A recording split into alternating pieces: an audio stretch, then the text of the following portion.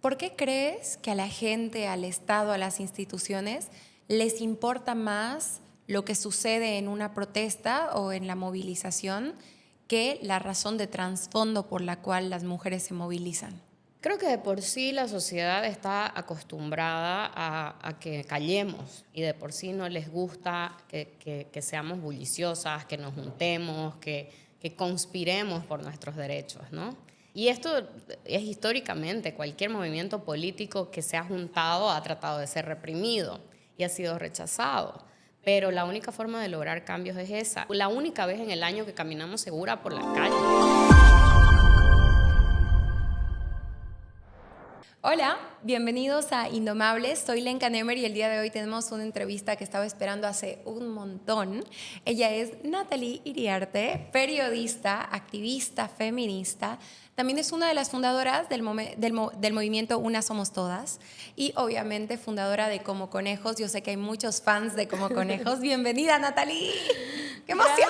Gracias. Sí, siempre nos toca como hacer cosas o hablar, pero nunca estar en persona, así que Ahora me sí. emociona un montón que estemos juntas y que tengamos este espacio también. Me parece genial. Mira, vamos a empezar directo al grano. Y una de mis preguntas, y la fundamental diría yo, es, ¿qué es para ti el feminismo?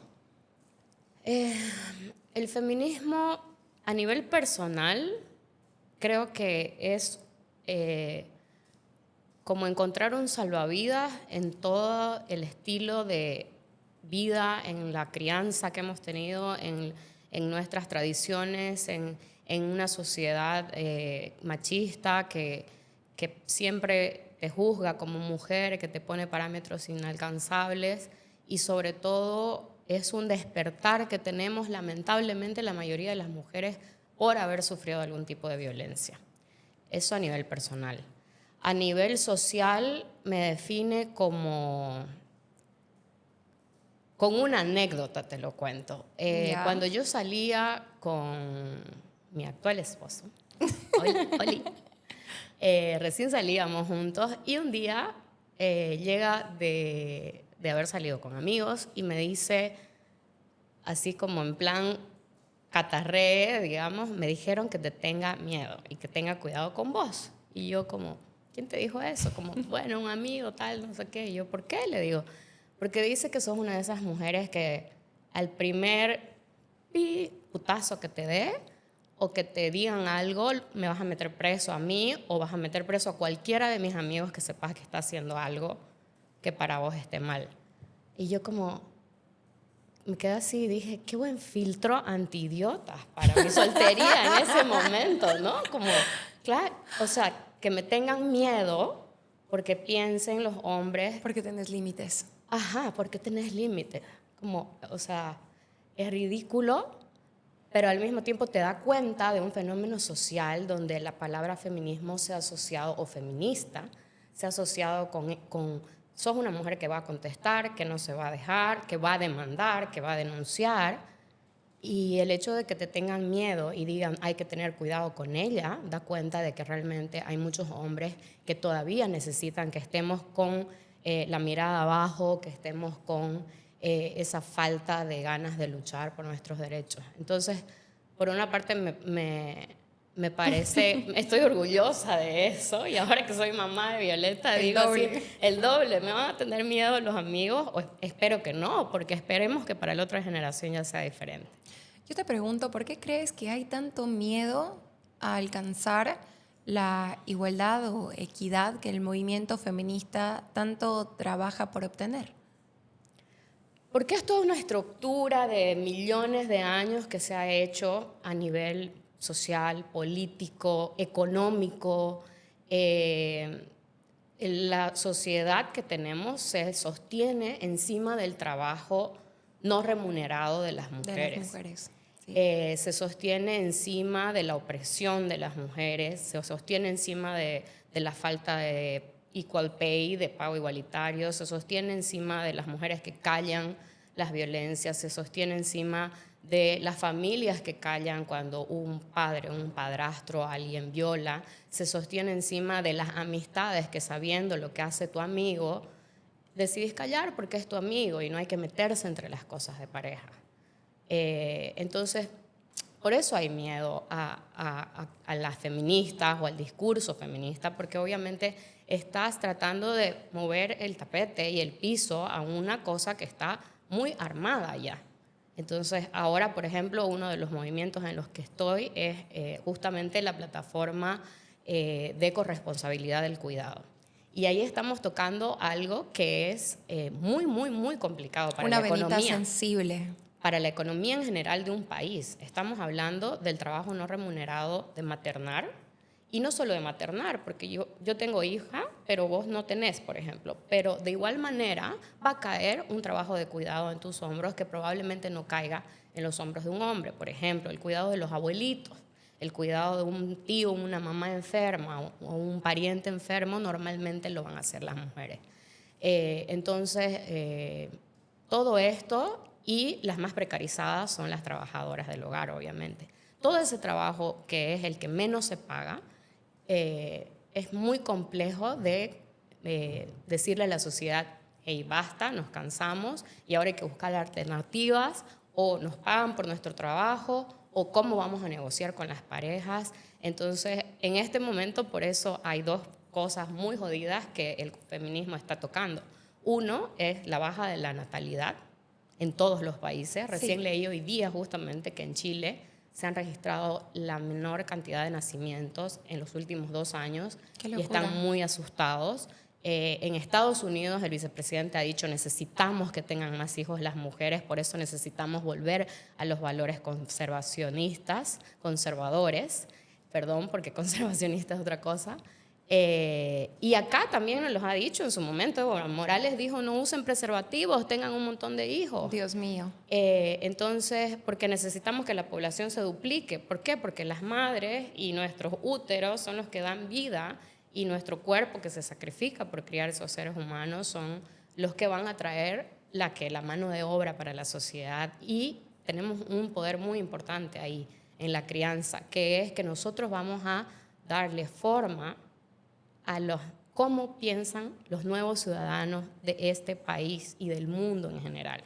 Entonces, le tienen miedo incluso hasta nuestra nueva manera de maternar y de criar.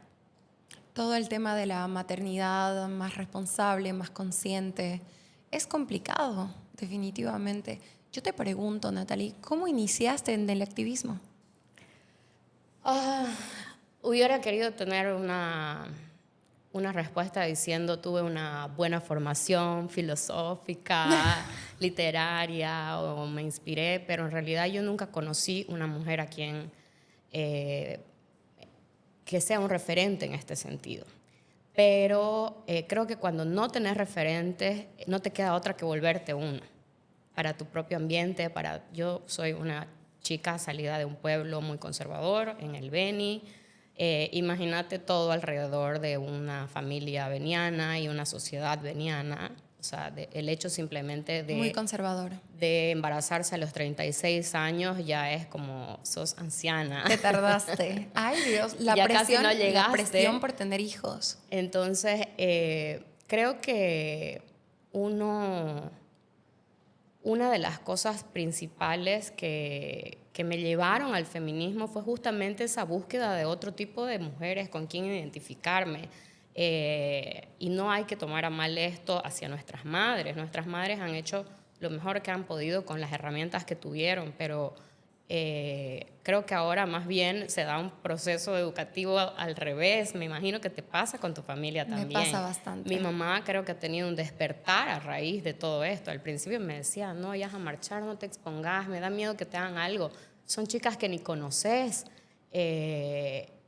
O lo hallaban algo malo, y ahora, o sea, nos ha tocado una de las cosas más duras, que es marchar por el feminicidio de Nancy, una de las mejores amigas de mi mamá, que las asesinó su esposo mientras sus hijos dormían en una casa de Las Palmas. Dios mío. Entonces, cuando te toca la puerta ya dentro de tu círculo de amigos, no hay cómo darle la espalda. Creo que eso ha sido algo que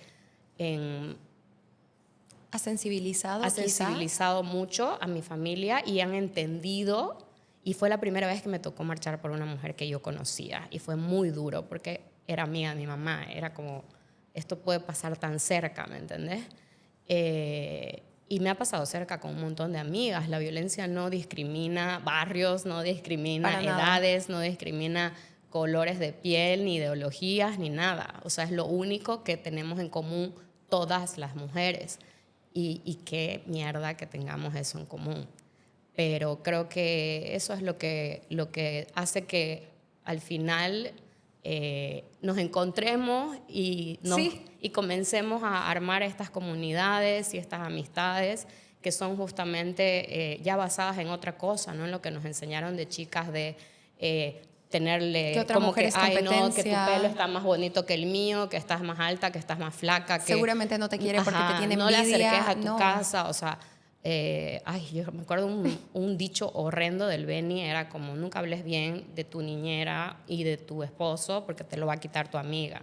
Lo he escuchado. Y es como, eso me parece el resumen más claro de entender a las mujeres como enemigas. Sí, todo lo contrario, lo que nos enseñaron a la sororidad. Y por eso ser amigas y admirarnos y decirnos, te admiro, Lenka, admiro lo que haces, y juntarnos entre mujeres es lo más revolucionario que podemos estar haciendo ahora. Mira, a mí me parece que hay una relación muy cercana entre todo lo que sucede en el país, todo lo que estamos viendo y viviendo, y el feminismo, el incremento de feminicidios. Creo que en los últimos días me han llovido un montón de noticias de muchas mujeres que han sido víctimas de. ¿Cuál sientes tú que es la principal falla que se comete en ese nivel como sociedad? Creo que todavía la sociedad, por un lado, no se ha dado cuenta de que esto es un problema estructural de salud pública, no se ha dado cuenta de que es responsabilidad de todos cambiarlo. Yo odio cuando hay un caso y me escribe la gente diciendo, oiga, la violaron a mi sobrina, pero usted no está mirando este caso, usted salió a marchar en otro caso, pero a esta marcha no vino. O ¿por qué no están hablando las feministas o defendiendo a tal mujer que la metieron presa o lo que sea? O sea, es como si fuera solo responsabilidad nuestra.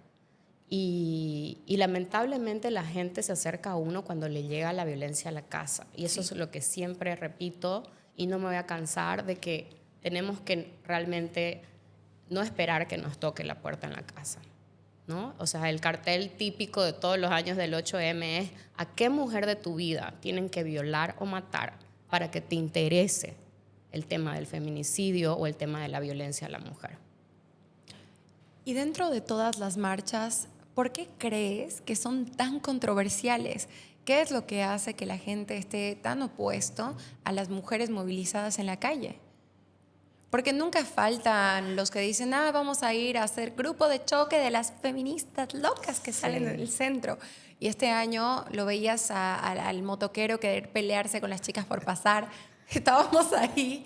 Sí. Entonces, ¿qué es lo que está sucediendo con el resto de la gente para que generen esta sensación de rechazo contra la movilización? Y esto no pasa solo acá, mira que en otros países se ha dado durísimo, ahorita lo estamos viendo en Estados Unidos, que quien haya leído el cuento de la criada de Atwood o que haya visto la serie, o el que no la haya visto y la que no lo haya visto, dolorosísimo. Véanlo, por favor, porque es encima un libro de un futuro distópico, pero basado en todos facts. O sea, son cosas que han pasado, cosas que ya están suceden. pasando, ¿no? O sea, cuando nos dicen están usando los vientres de las mujeres solamente como método de reproducción, yo te puedo dar un ejemplo. Como periodista, mientras estuve en una beca en Estados Unidos, estuve investigando justamente cómo hay una industria que llama a chicas jóvenes y va y se promociona en universidades donde saben que tienen un loan, un préstamo, donde deben mucho dinero y te invitan a ser constantemente donadora de óvulos o que tengas que prestes el vientre. Un vientre de alquiler. Entonces, esto es muy controversial ya de por sí porque no hay estudios alrededor de qué pasa en el cuerpo de la mujer después de esos ciclos de superhormonación para cada vez que donas óvulos. Luego no sabes qué va a pasar con los óvulos si no son usados, y hay todo un debate sobre eso también. Y encima, lo peor es que no hay nada de investigación sobre el cuerpo de la mujer. La cosa más desconocida en el mundo es el cuerpo de la mujer. O sea, recién ahora están comenzando, recién han publicado hace 2 años, cuando yo estaba en posparto y estaba así como, no entiendo qué está pasando a mi cerebro. Habían sacado una universidad norteamericana un estudio sobre cómo cambia la química cerebral con brain scanners, con tomografías, ¡Qué viendo cómo el locura! cerebro realmente cambia, cómo la amígdala cambia de tamaño y que es la que controla muchas de nuestras emociones y cómo nos sentimos alrededor de los otros. La amígdala, perdón, después de, que es una parte del cerebro, después del parto, como que duplica, casi triplica su tamaño en la mujer. En el hombre que paterna no es lo mismo. ¡Qué locura! Entonces, como todas estas cosas se están descubriendo ahora recién. Mira, y vos me hablas de los préstamos estudiantiles y ni siquiera, porque de alguna forma esto es consentido, o sea, es triste, Sí. pero son mujeres jóvenes que venden su cuerpo para poder pagar un préstamo estudiantil. Hay mucha evidencia de trata y tráfico de mujeres en Asia, Utilizadas sobre para todo eso. en China, porque claro, durante muchos años hicieron campañas para reducir los índices de natalidad en China y ahora que se han dado cuenta que realmente uno de los grandes potenciales de China es la cantidad de gente que tiene y que en unos años India los iba a superar en población, empezaron a raptar mujeres en pueblos que tenían solamente hombres porque la tendencia era abortar mujeres y tenerlas para que las tienen encerradas años de años de años y abusan sexualmente de estas mujeres para que por años de años tengan los hijos que no estaban naciendo en ese pueblo porque no hay mujeres. Es durísimo, está trastornado todo lo que está pasando con respecto al cuerpo de las mujeres y la autonomía corporal, es terrible. Sí, ¿no? Totalmente. Y esto tiene muchas caras, ¿no? Podríamos hablar de Sí, distintas caras de esto. Por parte está esto que me contabas de China y por parte está también que a las mujeres que tenían más de un hijo, el Estado las obligaba a abortar. también. Si vos querías maternar más de un hijo no podías porque hacían control de natalidad. Entonces, quieren decidir sobre nuestro cuerpo y es un campo político ahorita nuestro cuerpo.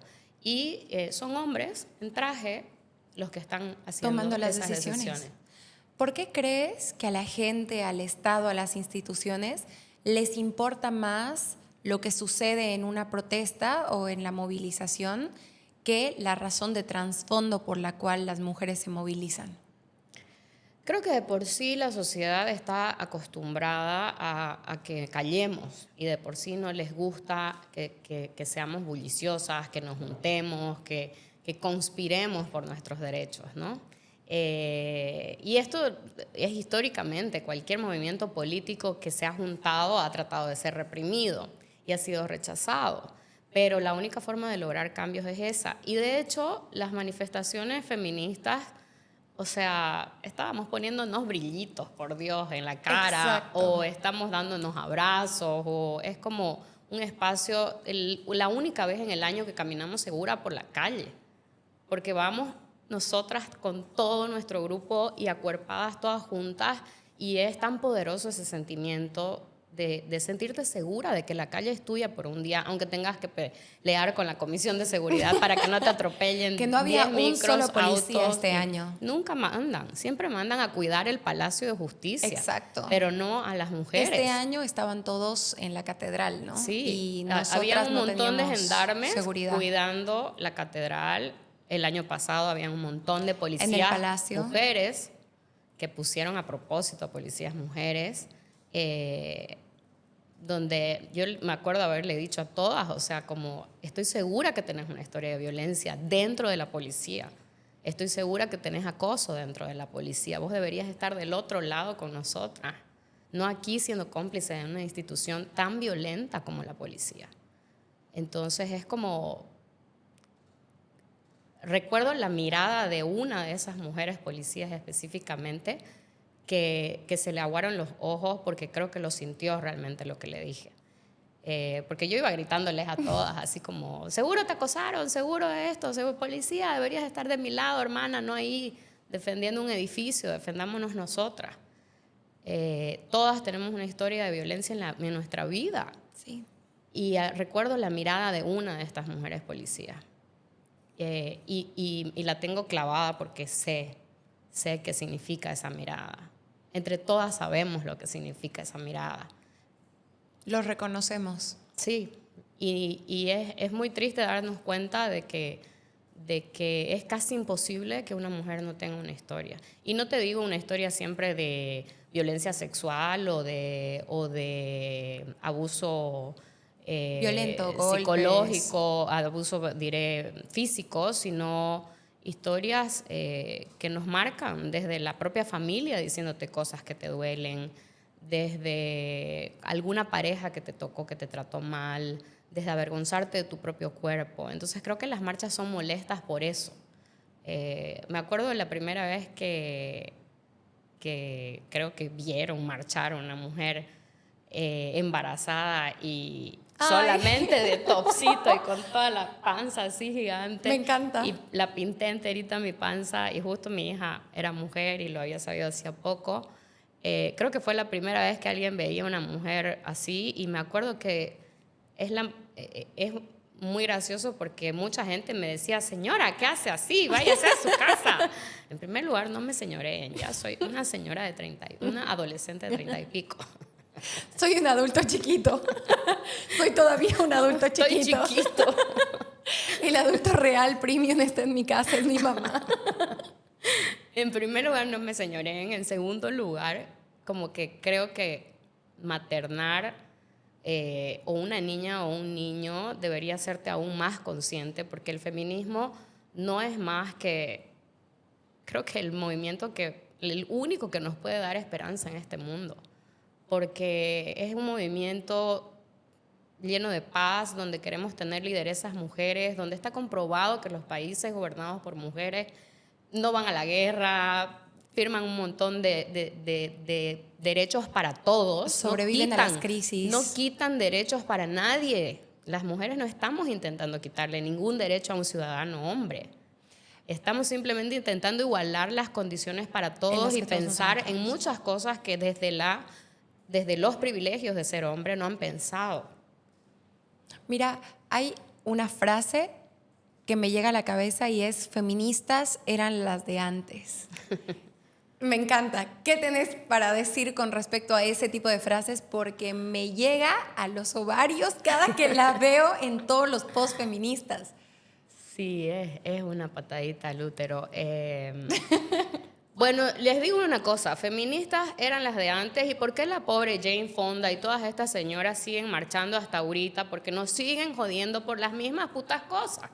O sea, déjenla en paz. Jane Fonda tiene casi 90 años y tiene que seguir marchando y ha repetido la misma foto de sus 25 años donde la meten presa en una manifestación afuera de la Casa Blanca y ahora la acaban de meter presa de nuevo. A sus 80 y tantos. A sus 80 y pico años, porque de nuevo está teniendo que pelear por los mismos derechos reproductivos que conquistó su generación en los 70. Exacto. Entonces, ¿qué es eso? O sea, feministas tenemos que estar reciclando los mismos derechos, cuidando los mismos derechos. Estamos ahorita la ley 348 se debate de nuevo en el Senado. O sea, tenemos es una conquista brillante Andrónico queriendo cambiar la 348. La sentencia 206 no se cumple para nada. Tenemos la única cosa que salió en noticias de Bolivia el año pasado a nivel internacional y que mis colegas periodistas me compartieron porque salió en todo el mundo, fue una noticia donde una niña de 11 años que estaba embarazada fue raptada básicamente por la Iglesia Católica, llevada a un refugio, separada de su madre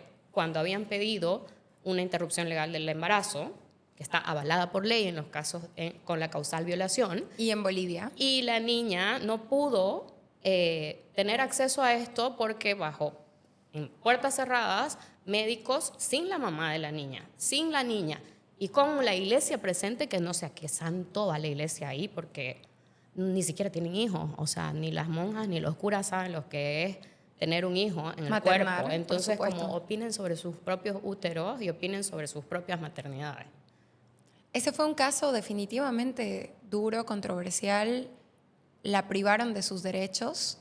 Sí, tuvo que intervenir la Defensoría del Pueblo, Lenka, para poder sacarla de la iglesia. Para sacarla del lugar donde la habían llevado. Y yo conozco, porque yo he investigado estos tipos de albergues. Y lo que hacen es llevar a una chica de 9, de 10, de 11, una niña, porque ni siquiera le podemos decir chica. Es una niña. Es una niña que la llevan con la promesa de ayudarle, de darle un entrenamiento para que tenga un trabajo, de mantenerla ahí, pero que luego en este tipo de albergues liderados por grupos religiosos suelen soltarlas al mundo de nuevo cuando cumplen 18, porque ya no hay espacio. Y definitivamente con sus bebés. Con sus hijos. Entonces, ¿realmente se hicieron cargo de esas niñas? ¿Qué pasa ahí normalmente? Yo he investigado los casos y he visto las chicas que estuvieron ahí, que salen y terminan volviendo al mismo hogar donde vivieron violación, con el mismo padrastro viviendo porque no tienen otra opción que ese hogar. Exacto. Entonces, estamos fallando ahí todos como sociedad si nos estamos horrorizando más por un derecho. Un graffiti. Sí, o sea, o porque te pinten algo y eso, que, o sea, miren a las mexicanas, por Dios, ya quisiera yo que hayamos ido a tumbar alguna estatua por ahí, me encantaría, o sea, me acuerdo con mi panza, con Violeta en la panza, salí, que me acuerdo que me llamó mis tías, mi familia, mi madre, así como, estás en el deber denunciada de vandalismo. ¿Qué? Y la pobre Violeta denunciada desde dentro de la barriga, porque con mi panza así. Justo me sacaron una foto porque yo estaba en ese momento con el megáfono diciendo alguna cosa que no recuerdo en la marcha y el Deber tituló un concejal denuncia a las marchistas por vandalismo, ¿no? ¿Cómo no te horroriza la violencia y los traumas por los que pasan las mujeres todos los días, pero te horroriza un graffiti o un papel pegado en una pared? Ahí recuerdo que yo le mandé una carta abierta al concejal diciéndole que yo le regalaba los 3 baldes de pintura para que esté limpiecito su consejo de nuevo, pero a ver si él hacía algo y ponía de su tiempo y su trabajo, que le estamos pagando el sueldo nosotros, para escuchar las demandas de las mujeres, ¿no? Porque lo único que se estaba pidiendo era que se priorice, porque en ese momento teníamos una cifra de, no recuerdo ya cuántos feminicidios, y necesitamos que se declare la alerta departamental o municipal que haga que se ejecuten planes, ¿no? Y están ahí ganando un sueldo y haciendo nada. Creo que una de las cosas que más me duele, porque si bien la marcha al principio con la banda, con los tambores, es un momento bastante lindo y bastante sororo, llegamos casi siempre al punto de encuentro y las mujeres empiezan a hacer públicas sus denuncias, se pone el tendedero y escuchas las terroríficas experiencias de sufrimiento que tienen mujeres con las que acabas de caminar, que estaba a tu lado, que estaban marchando contigo. Yo he tenido la experiencia este año de tener amigas que han marchado conmigo y que han puesto a sus abusadores en el tendedero y es de terror. Este año fue particularmente doloroso como fueron madres a poner en el tendedero a los abusadores de sus hijos e hijas, sus hijes. Entonces fue durísimo porque hay gente que está libre y hay gente que desde Palmasola sigue tirando amenazas. ¿Cómo como madre sientes que debería proceder la justicia? ¿Cuál sería el ideal de la justicia que no se está haciendo ahora? Mira, creo que ni siquiera es que necesitamos nuevas leyes, porque la 348 es una ley hermosísima. Sí hay todavía conquistas legales por lograr, pero simplemente con cumplir lo que hay, que es básico, con no revictimizar a cada víctima, con no hacerles pasar por procedimientos horribles de largos donde tienen que ir y peregrinar por justicia a una madre que abusan a su niño en el bus escolar y que tiene que aguantar que el tipo siga yendo a recoger niños a varios colegios y que hayan otros niños en riesgo. Una madre que su abusador era un profe de ballet y que sigue, a pesar de que ella lo ha visibilizado tanto, sigue siendo profesor de danza y teniendo una escuela de danza. Y un montón de casos. Y aparte de los casos de madres que son durísimos y que a mí la verdad que siempre termino demasiado sensible luego de marchar, porque esa es la parte más dura, escuchar los testimonios. Y este año particularmente a mí escuché muchos cuando quemaban al final los nombres de los abusadores en hojitas donde eran muy, muy, muy chiquitas. Eran niñas de muy 2, 3 jovencitas. añitos, eran muy chiquitas. La mayoría de las mamás estaban hablando de niñas de menos de 5 años, de la edad de mi hija. Y la mayoría de las chicas que hablaron sobre sus propios abusos dijeron, nunca lo había dicho ni en mi casa ni a mis amigas. Es la primera vez que lo estoy contando. Y fue muy duro porque estábamos escuchando testimonios de niñas que siguen viviendo con su abusador al lado, ya sea un hermano, un abuelo, un padrastro, y la lista sigue. Y la gente lo ve en las noticias y dicen, qué horror un segundo, pero nadie le interesa hacer más nada. Entonces, como que el ideal es simplemente que les importe la vida de las mujeres. El ideal es que no esperemos a que te llegue a tu casa.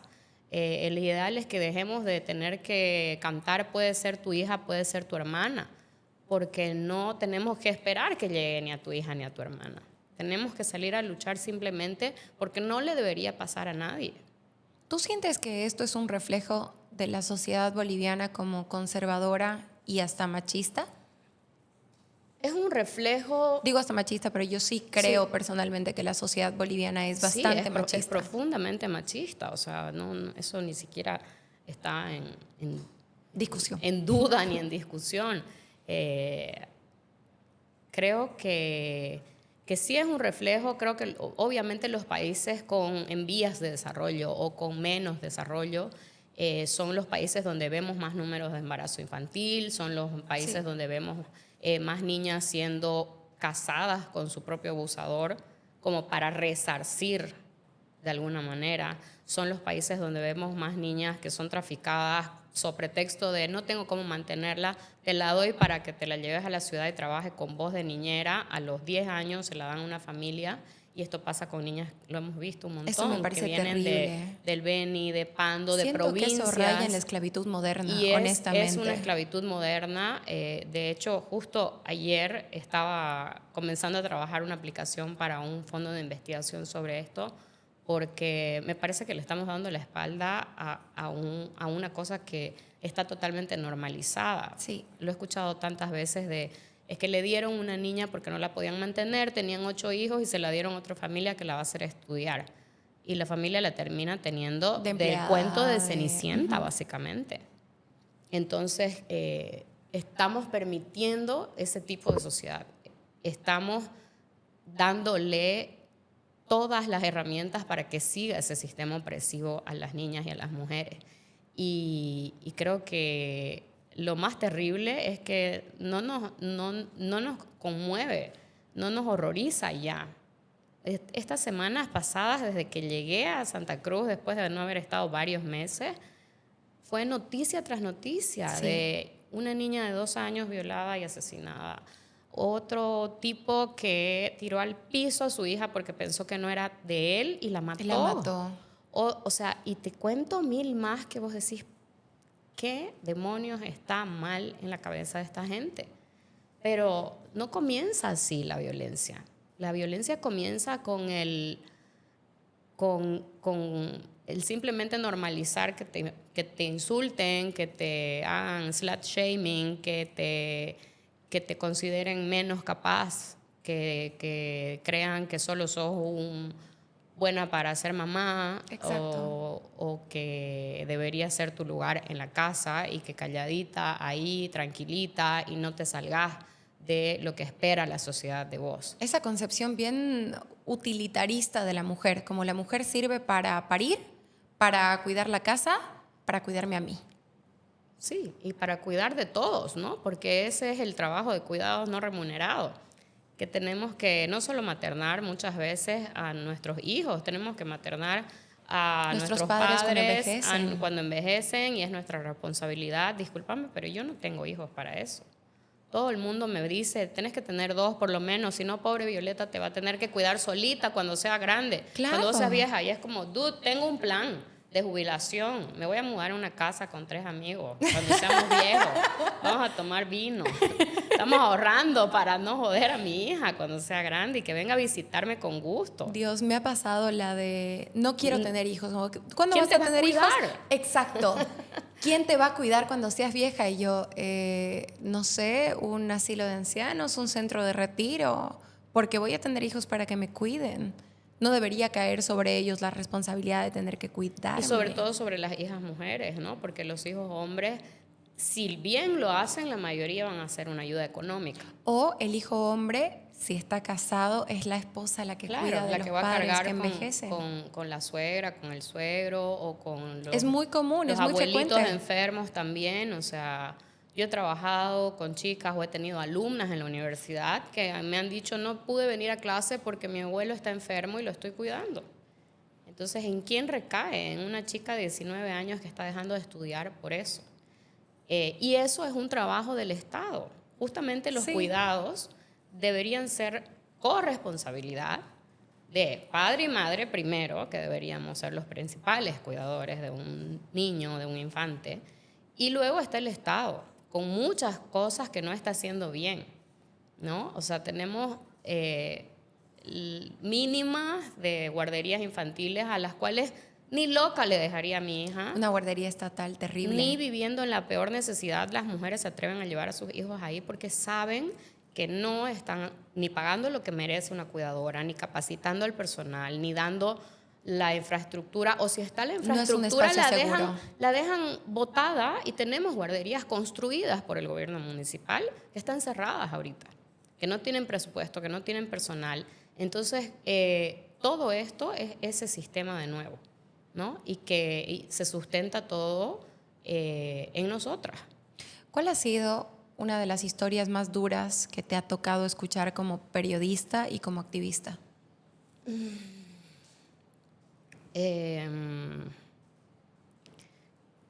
Creo que lo que más, o sea, han habido muchas historias que me han conmovido, pero recientemente nomás que me costó demasiado escribir un reportaje justamente sobre madres adolescentes y qué pasa con su salud mental cuando ya fueron forzadas a tener a los bebés. Y ahí comencé a entrarme un montón de estudios que se han hecho, lamentablemente en otros países, porque acá no han habido los estudios, y leer todos los testimonios de niñas que dicen: me siento malísima persona porque no quiero a este bebé, me siento malísima persona porque no quiero cuidarlo, porque es hijo de mi abusador, porque me recuerda todos los días a ese abuso. Y cómo nadie piensa en qué pasa con esas niñas que como sociedad, para limpiarnos la conciencia, decimos, no, es una vida, hay que cuidarla, no, que lo den adopción, pero ¿dónde está esa gente adoptando 3 niños cada uno? Mira, el año pasado, en informes que leímos hasta junio más o menos del 2024, en todo el año se habían adoptado 3 niños de todos los departamentos de todo el país.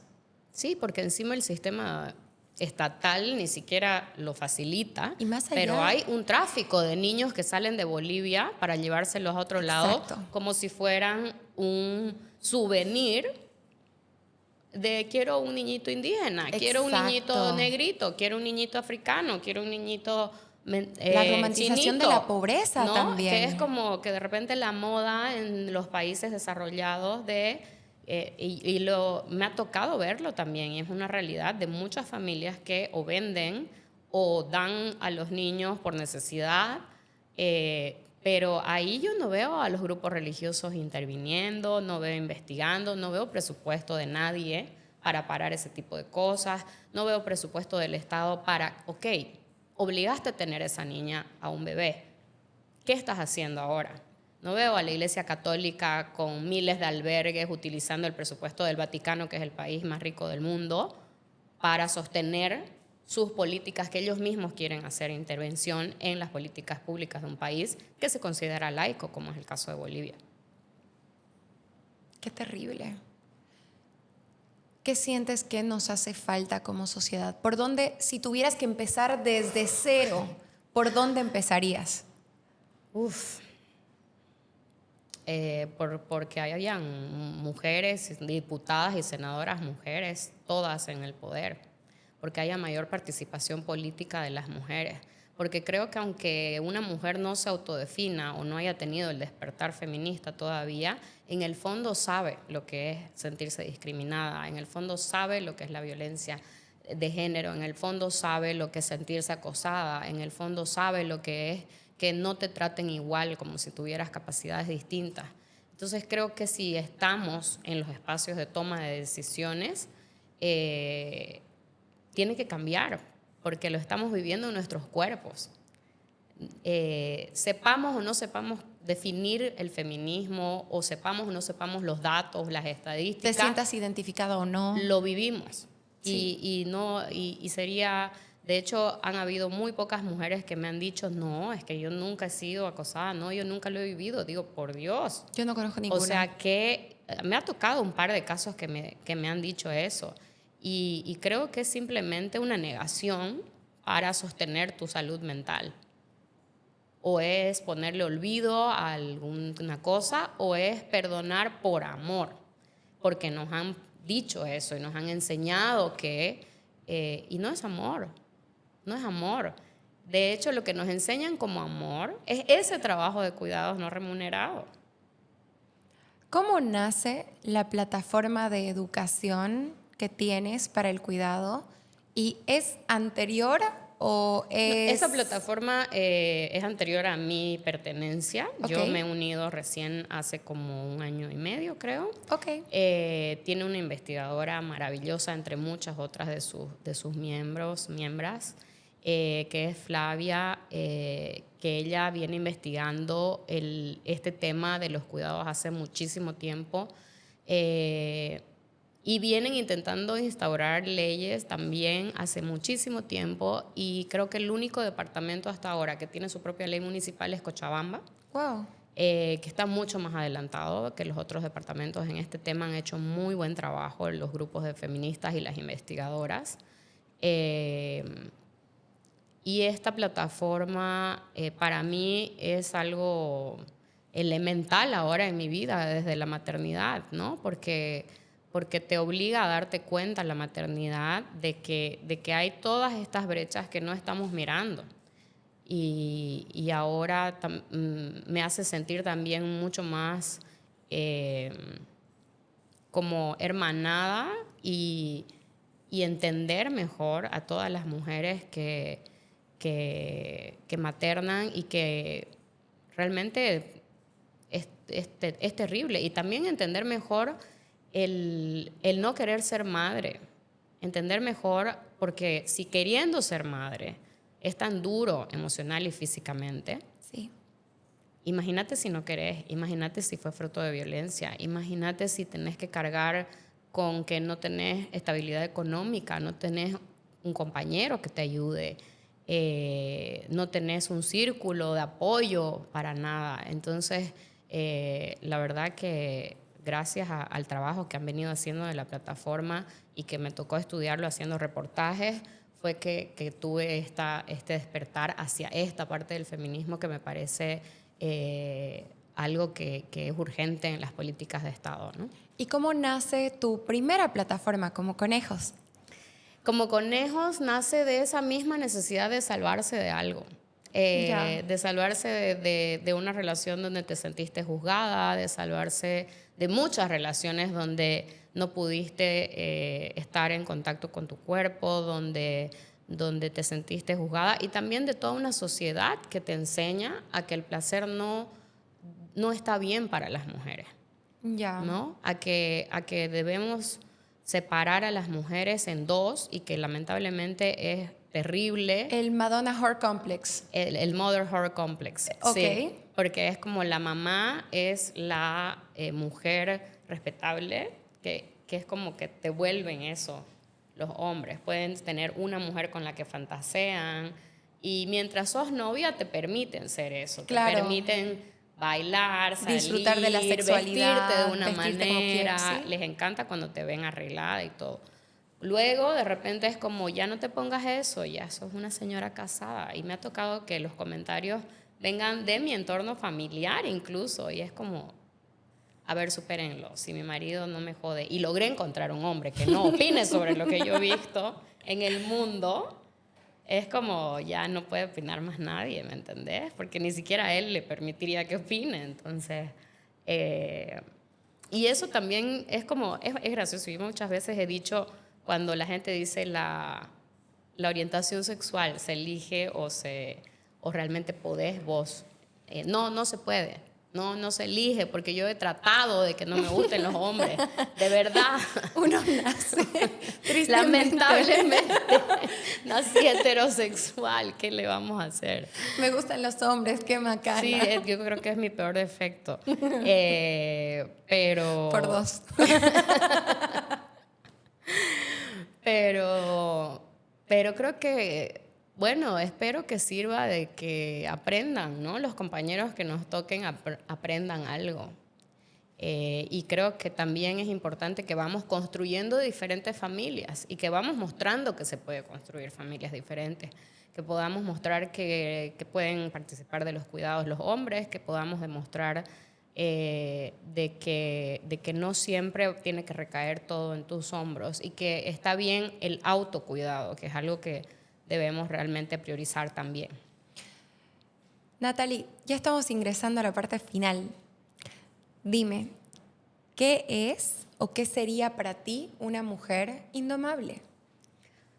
Una mujer indomable es una mujer súper dueña de su cuerpo, súper dueña de su placer, súper dueña de su vida, que se acuerpa y se une con otras mujeres para ser aún más indomables, porque solas no lo logramos. Tenemos que estar juntas. Esa es la receta que han hecho los hombres por años, hacer instituciones de hombres que sean las que gobiernen el mundo, donde está prohibida la entrada de mujeres. Antes eran las escuelas, las universidades, pueden ser las logias, la masonería, lo que se llame. Entonces ahí está la receta para realmente ser indomable. Hay que hacer fuerza comunitaria, hay que tener ahí tu grupo, tu tribu, tu jauría para hacer cambios juntas y creo que sí, total, ¿no?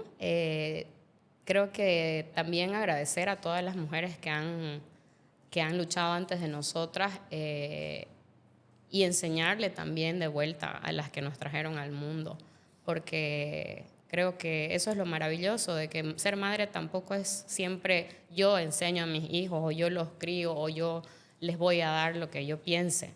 Ellos te pueden enseñar mucho y creo que esta generación lo está probando. Me parece increíble. Muchísimas gracias, Natalie. Muchísimas gracias a todos por haber estado en este episodio de Indomables. Un besito, nos vemos en la siguiente.